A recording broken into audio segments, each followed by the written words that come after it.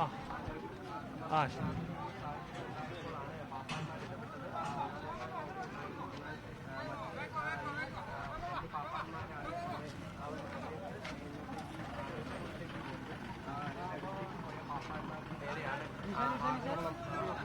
ആനയുടെ ആക്രമണം എന്തായാലും ആന നിലവിലത്തെ സാഹചര്യത്തിൽ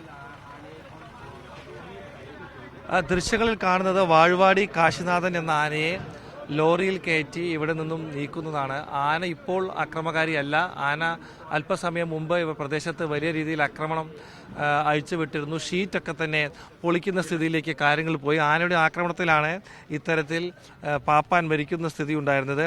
ഉച്ചയോടുകൂടിയാണ് ആന ഇടഞ്ഞത്. ആ സമയത്ത് ആനയ്ക്ക് അടുത്തുണ്ടായിരുന്ന പാപ്പാമാരെ ആക്രമിക്കുകയായിരുന്നു.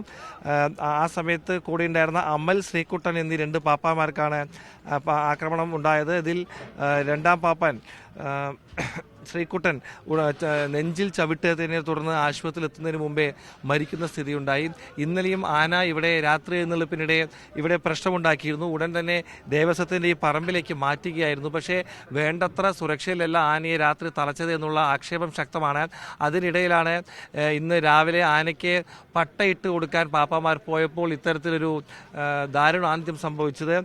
പാപ്പാമാരെ ആന ആക്രമിക്കുകയായിരുന്നു. ആ സംഭവത്തിന് ശേഷം 2 പേരെയും ആശുപത്രിയിൽ എത്തിച്ചെങ്കിലും ഒരാളുടെ ജീവൻ നഷ്ടപ്പെടുകയായിരുന്നു. ഇപ്പോൾ ആനയുടെ സ്വന്തം സ്ഥലത്തേക്ക്, ഇത് കോട്ടയത്തു നിന്നുള്ള ആനയാണെന്നാണ് മനസ്സിലാക്കുന്നത്. ആന ഇപ്പോൾ ശാന്തനുമാണ്. ആനയെ വനം വകുപ്പ് ഉദ്യോഗസ്ഥരുടെ പരിശോധനയ്ക്ക് ശേഷം ഇപ്പോൾ തളച്ച് ഇവിടെ നിന്നും മാറ്റുന്ന ദൃശ്യങ്ങളാണ് കാണുന്നത്. ആനയെ ലോറിയിൽ കയറ്റി കൊണ്ടുപോകുന്ന ദൃശ്യങ്ങളാണ് കാണുന്നത്. നമ്മോടൊപ്പം ഇവിടുത്തെ പ്രദേശവാസികളും പ്രാദേശിക മാധ്യമ പ്രവർത്തകരുമുണ്ട്. എന്ത് സംഭവിച്ചതായാണ് നിങ്ങൾ മനസ്സിലാക്കുന്നത്? കഴിഞ്ഞ ദിവസം രാത്രി തെരഞ്ഞെടുപ്പിൽ ഈ എഴുന്നള്ളിപ്പിന്റെ കഴിഞ്ഞിരുന്ന സമയത്ത് തന്നെ ഇടഞ്ഞിട്ടുണ്ടായിരുന്നു. അന്ന് 2 പേരെ തട്ടിയിട്ടെന്നാണ് പറഞ്ഞത്.